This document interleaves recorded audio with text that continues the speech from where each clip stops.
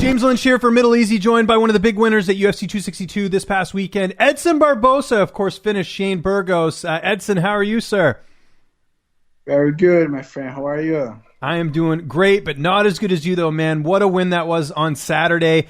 First stoppage win, I think, since the Dan Hooker fight in December of 2018. You must have felt good to get another finish in the octagon. That was a really outstanding performance. Yeah, I was very, very happy with my performance. And very, very happy because I know I can do much, much better than that. That's motivate me, make me happy, and motivate me to keep going, you know? Right. Okay. I thought it was a good performance overall. Did you feel like you were winning on the scorecards even before the third round? Did you feel like you were up? I think so. Especially the first round, I won for sure. You go down, almost knock it down 2 or 3 times. I think in the second round, I connect better shots, but super close round, the second one. And the third round, I start getting better. I feel like I remember my coach said, hey, you need the third round.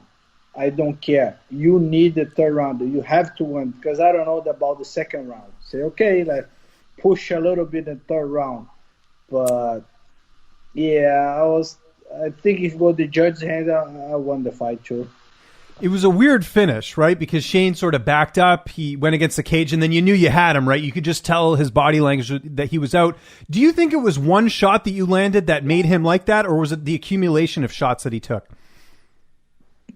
Yeah, I think I really believe it's the accumulation of shots because I connect a lot of shots on him, clean shots, and he not go down. He go down, but he's go down but come back, Yeah. And especially the first round. Yeah. It's funny because I really don't understand when he go down, but yeah, I think it's, because I connect many shots on him. It reminded me a little bit, and I know there were different scenarios, but it reminded me a bit of Rory McDonald and Robbie Lawler, where Rory just took so much damage, his body shut down. It almost felt similarly. Have you ever seen anything like that in a fight where a fighter just sort of, their body's just shutting down, so to speak? Yeah, I see a little bit, but I don't see like for the long time like that. Yeah. Because I think I connect the shot, and he's waiting like 5-6 seconds to going down. Mm-hmm. I know this happens all the time with the body shot. I connect the body shot, you need a couple seconds, you go down. But yeah, it's a little different. This one, I think, the first time I really see like that long, you go down with that long. When you're going into that third round, did you feel like you were going to get the finish, or were you a little bit worried it might go to the judges' scorecards like your last couple fights? I don't think like I have to go to the finish, but I need to hurt him. I need to make some points. I need the round. That's on my mind. I need to win this round. Yeah. I need to touch him more than he touched me. Yeah, and it certainly worked out for you there. Last thing on Shane, was there anything about him as an opponent that surprised you that you weren't expecting? No, nothing surprised me. I remember I talked to you about this. I'm ready for war. He's a warrior. He's a tough guy. I know he's one of the best in the world. I was preparing myself for war, and thank God I was prepared for war because if it's a war. Yeah, and he's a tough guy. I really have really great pleasure to share the octagon with him. Yeah, and it was a great fight to kick off the pay-per-view, and glad to see it was recognized. You and Shane getting the Performance of the Night bonus with the fight of the night. I got to ask, what are you going to do with the money? I'm sure, invest a bit of it, but what are you going to do with the bonus money? I want to buy a motorcycle. Nice. Okay. I'll convince my wife, last couple of years, but I think now is the right time to buy a motorcycle. Oh, of course, I don't want to spend my whole money with my dog. I want to buy a cheaper one, Okay. I'm very scared guy, very, I really take care. I really scared guy. I always drive very, very slow. But definitely want to buy some cheap motorcycle for me. So do you want to buy like a Harley Davidson motorcycle, or you want to buy like a sport bike? There's like the two different ones.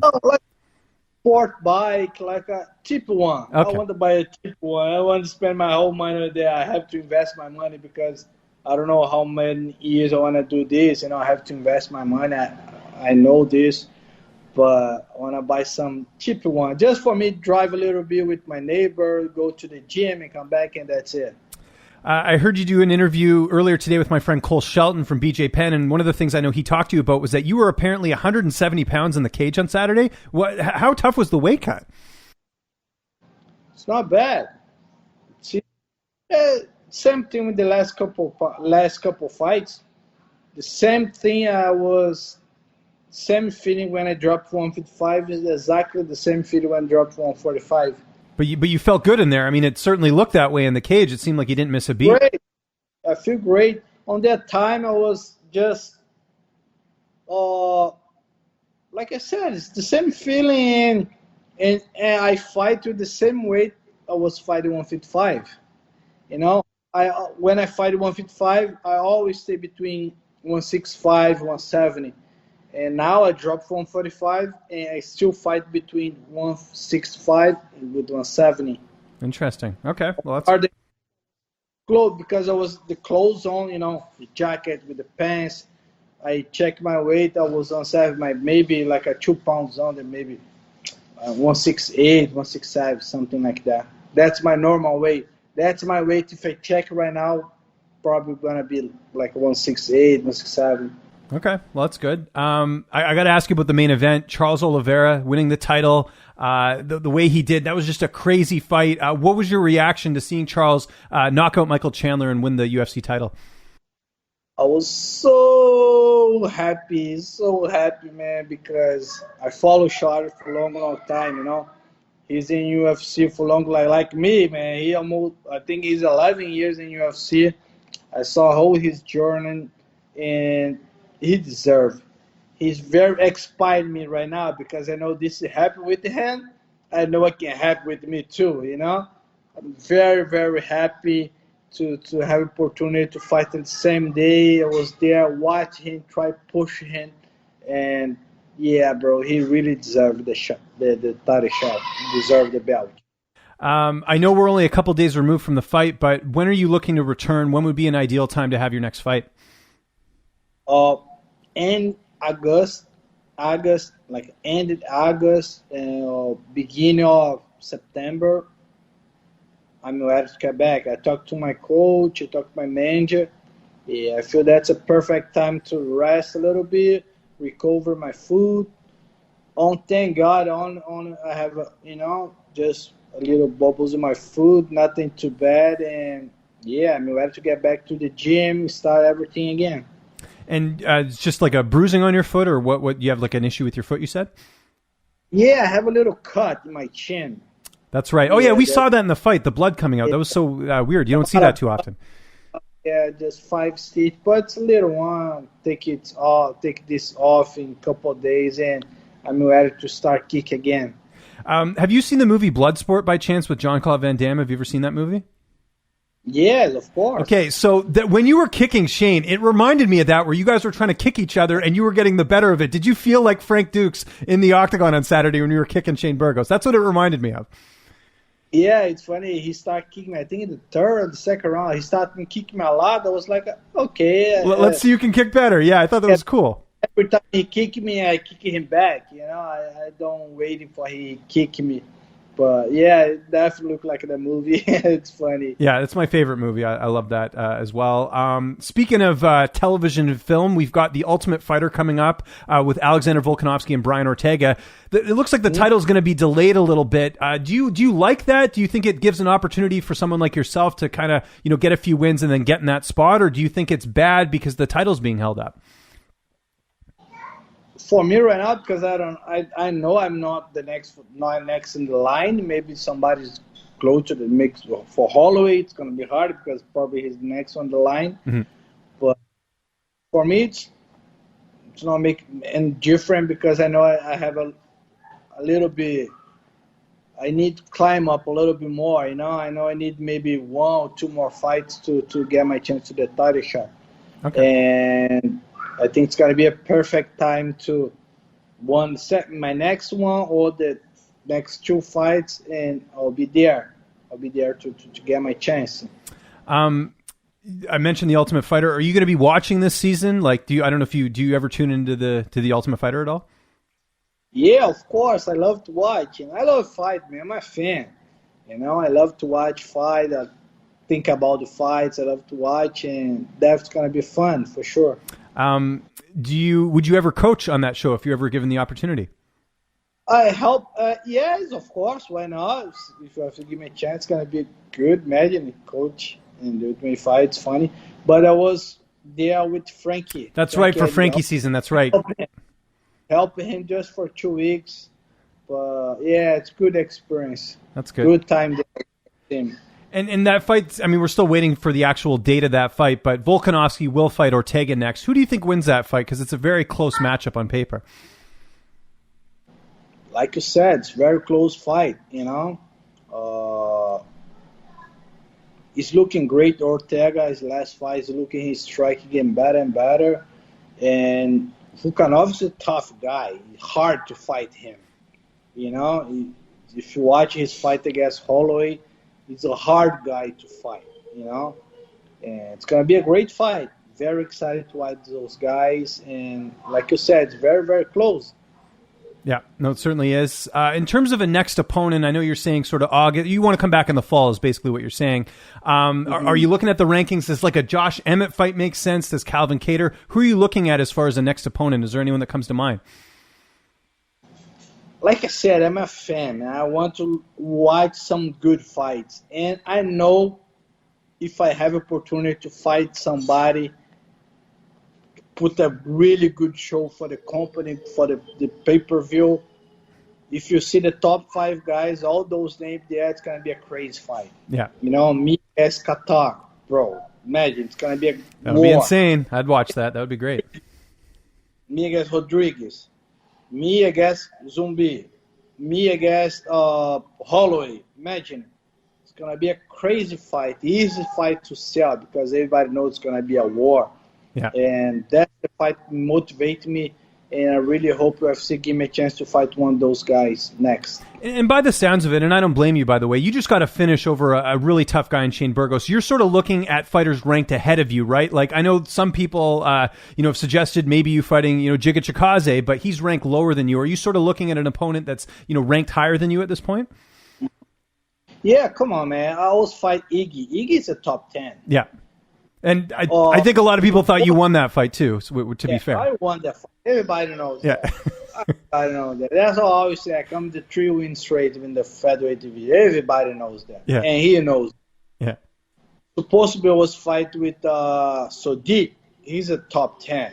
Right now he's out, but out in top 10. But now I fight Burgos. I have a 3 fight against top 10 guy. Bro. Yeah. Supposed to be, I really deserve it. Look at my history, bro. I fought everybody in 55. I fought Khabib. I fought Gaethje. I fought Kevin Lee. Ferguson. You fought everyone, man. Yeah. All the best guys. I deserve to test myself against the best 145. I really deserve. Yeah, I agree with you there. I think it's nothing but top 5 guys from here on out. One name that was in the rankings, he's been removed, Zabit Magomedsharipov. We're hearing that he's might be retiring. I don't know what's going on with him. What was your reaction to that? Do you think he will stay retired, or do you think the UFC and him will work it out? For real, for true, I don't think about him, Okay. If he's out of the rank, I don't know if he's come back. I don't lose my time thinking about something that I don't know, I really don't know what happened. But let's say, but if he does come back, let's say he does, come back to the UFC, he's still a top 5 guy. Would that be a fight that would interest you? Because that stylistically, that would be a cool fight. Of course, why not? Because you two trained together, right? When you were at Ricardo Almeida's? For a couple of years in New Jersey. Such a nice guy. I know how tough he is, but yeah, it's gonna be a war. Like always, same thing I said about those guys, the top 5. Me against him, it's gonna be a war. It's gonna be a fun fight for the fans. It's gonna be a great fight. How were those sparring sessions? I don't know if you guys got to spar together. How was it training with Zabit a couple of years ago when you guys got to work together? War. Yeah. It's war. I know how tough he is. He know how tough I am, and and have opportunity to train together a lot of sparring. And the most important, it's a lot of respect between us, you know. I always respect him. He always respect me. And I know if you go with the cage with him, it's not be different. Let's go there, beat him. He's gonna beat me. It's gonna be a crazy fight. It's gonna be a war. And the most important, it's gonna be a lot of respect between us. Last question before we go. I know you're doing a lot of media today, so I appreciate it. What's the plan for the rest of the week? I know you're going to spend time with the family. Probably go look at some motorcycles if the wife lets you. But what else do you have planned this week? You said exactly. To look at the motorcycle. I'll go with my wife. Yeah, gotta get her something too, so you can get the motorcycle, right? Get her some jewelry or something. No, just get my phone. Just the motorcycle. That's it. It do nothing, man. I was here like I still with my pajama. Look, I love it. Look at that. I did nothing today. Just sit down, enjoy, play with my kids, enjoy the family, and I really try rest and stay with my family full time this week. But next week coming back. Yes, coming back. We're looking forward to it. Edson, thanks so much for the time. It was great talking to you. And again, congratulations on the win. Anyone you want to thank, any sponsors, any social media you want to plug, I'll give you the last word. I just thank all fans to support me. I really hope you guys enjoy. And I promise you guys the next Edson Barboza is going to be much, much better than the last one. I promise.